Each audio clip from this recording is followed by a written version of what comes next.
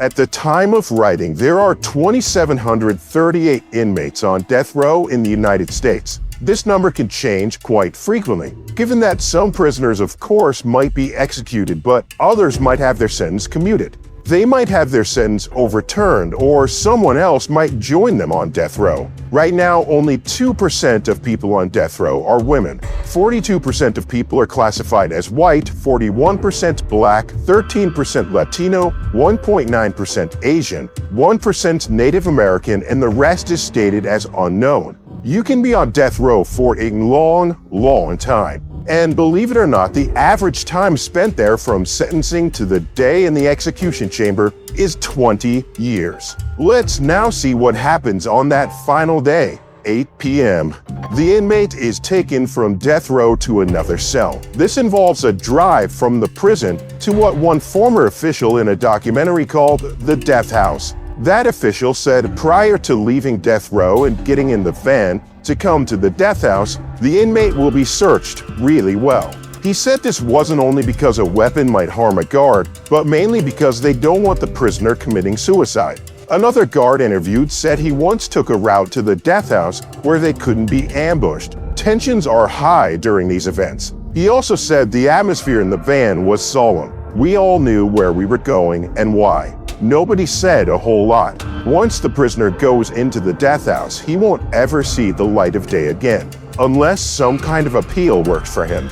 9 p.m. After booking in, he can sleep until he's awakened, if indeed he can sleep. We managed to find the diary of one prisoner who described his move to his new cell. They stripped me out with the female officer present, he wrote. Now, personally, I'm not the shy type, but having a female officer on death watch is just one more humiliation. We're told that during this time, the prisoner is on something called death watch. He's watched all the time in case he tries to take his own life. The cell is close to the execution chamber and it is very private, a space where the inmate can reflect on life as the hours count down. This might happen just one day before, but we found cases where it was a couple of days. Prisoners will also be given special clothes in most cases, much smarter than prison attire. The man who kept the diary wrote he was happy to have at last a pair of trousers with a button and zip. We don't know how well he slept, but in his diary he comments about watching the guards sleep. This is what he wrote. Good for them. I'm sure this has to be stressful for them. So a moment's relaxation is well earned. I also enjoy the irony. Who exactly is watching whom? One other thing he says is that the death house is much cleaner than his death row cell. He remarks that there's not a bug in sight, whereas in his last cell, it was like going on safari. 4:30 a.m. The inmate is woken up bright and early in his cell. We should add here times might change from place to place. Petitions might still be pending, and there's a phone right outside the cell. In the cell, there's a shower, a toilet, a bed, and a desk. During this last day, the prisoner is allowed to see family and can be visited by a chaplain.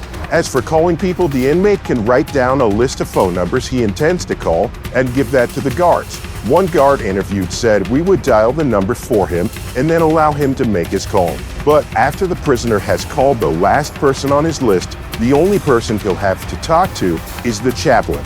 We're told that after this last call, it can be a very traumatic time. One chaplain interviewed said, I was to do everything and anything to help him face that last day, whatever it was. Writing letters, making phone calls, singing songs, listening, and listening. 8 a.m. We said they can have visitors, but 8 a.m. is the cutoff time. After that, the prisoner is on his own, besides having prison staff around, and of course anyone involved in this case should something change. The chaplain can still visit too. At around this time, in the actual death chamber, it's very likely that the equipment will be tested. This might mean checking that the straps on the gurney work, or even checking the phone to the governor's office is working. Yep, imagine it wasn't and there was a last-minute reprieve. If the form of execution is the chair, then its electrical components have to be tested. In one case we found, the actual governor was the person who they strapped in to test if he could get out or move out of the straps. I didn't want my staff to get kicked in the face, he remarked. 10:30 a.m. Now it's lunchtime. Yes, this is an early lunch, but let's not forget the inmate has been up a long time already. Lunch is not special, it's not the last meal. From what we could see, it's the same old prison food. The only difference is that the prisoner gets to eat it in a private setting.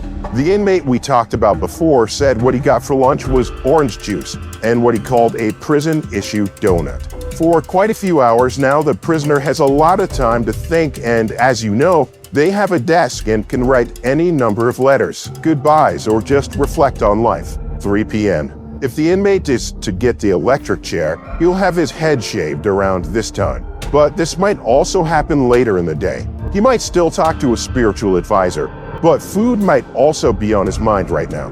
Around this time, maybe an hour or so later, the inmate will also be asked to dress in one of those smart clothes he's been given. He'll be asked to take a shower before he does this. Shower at least in total privacy. He'll have already written down what he wants to eat, so in the kitchen, the death house chef will be doing all the preparations. 4 p.m. The inmate will receive his last meal. Contrary to popular belief, inmates can't just order what they want. It makes sense, because it's highly unlikely that authorities would splash out on the finest Wagyu beef. In Florida, for instance, the maximum this last meal can cost is $40. But this will change from state to state. Those poor convicts over in Oklahoma only get a limit of $15, or at least when one documentary we watched was made. That is hardly enough to go crazy on your last meal. It's still good, though. As one death house chef pointed out, this meal is the only choice of food they might have had in 2 decades. In some states, though, prisoners no longer get a bespoke last meal and only get the usual prison food.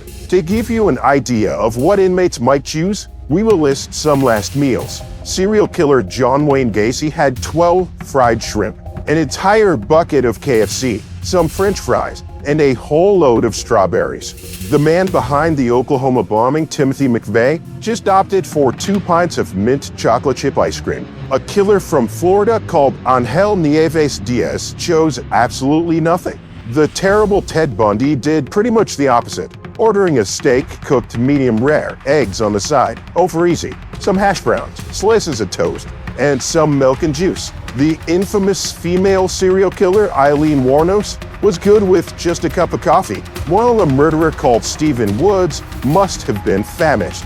We should add that many thought he was innocent, and his last words were, "You're not about to witness an execution, you're about to witness a murder." Before that, he asked to eat, according to the website Ranker, 2 pounds of bacon, a large 4-meat pizza, 4 fried chicken breasts, 2 drinks each of Mountain Dew, Pepsi, root beer, and sweet tea, 2 pints of ice cream, 5 chicken fried steaks, 2 hamburgers with bacon, fries, and a dozen garlic breadsticks with marinara on the side. That state must have had a big budget. 5 p.m. The witnesses will likely arrive at the prison. This might be family of the victims, journalists, family of the condemned, friends of the condemned, or whoever the condemned has asked to be witnesses. They will be told to try and stay quiet when they reach the witness room. Before that, they'll wait somewhere else. In most states, civilians who didn't know anyone involved will be asked to witness the execution. 6 to 8 p.m. The time of execution can vary from state to state, but it's just about always in the early evening. At this point, the prisoner will be taken to the execution room. The witnesses will soon be in the witness room. Prisoners, for the most part, will just walk right there and not give the guards any problems. In some states, this will be a 5-man team, just in case there is a struggle. But that doesn't happen often. One warden interviewed who had done 89 executions said he'd only had 1 prisoner that was hard to deal with. The walk to the chamber in most places is only about 10 feet, just over 3 meters. The guys would usually walk right up to the electric chair. They weren't forced by the staff. By that point, they've already accepted what will happen. A former Death Watch guard told Business Insider. Another guard in a separate interview said the same. Inmates usually act very dignified. It's a very clean procedure. There's no hustling and bustling. It's not always this way, especially if the prisoner is protesting his innocence. In 2018, the BBC reported that one man in Florida was screaming and thrashing before he was executed, screaming to everyone that they were murdering an innocent man.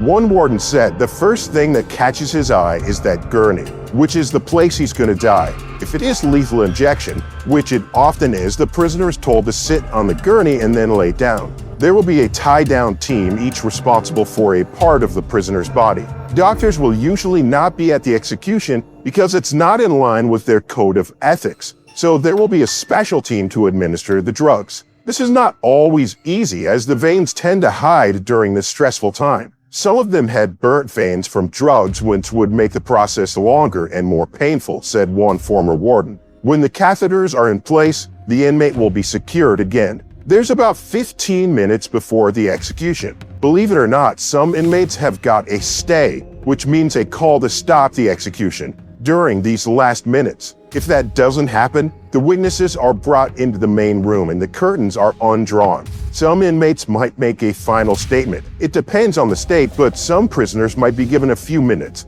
and others just allowed to make a brief statement. Kentucky gives 2 minutes, but in Pennsylvania you can't talk at all, and the statement can only be written. Here are some fairly recent examples of last words. I'm ready to roll. Time to get this party started. My last words will be, "Okay, hey, it's a good day to die. Somebody needs to kill my trial attorney. I think that governor's phone is broke. He hasn't called yet." These are, of course, unusual ones, and most people will just say their goodbyes to loved ones or give an apology for what they did. At this point, the chaplain might lay a hand on the prisoner, sometimes where there's a pulse. The warden will give the signal to the executioner, and then it's time. The end of the day, the end of a life. You've made it this far, which means you liked this video, but here's the real mystery. Did you leave a like yet? Drop a comment to prove you were here, and hit subscribe because our next case, it's about to blow your mind.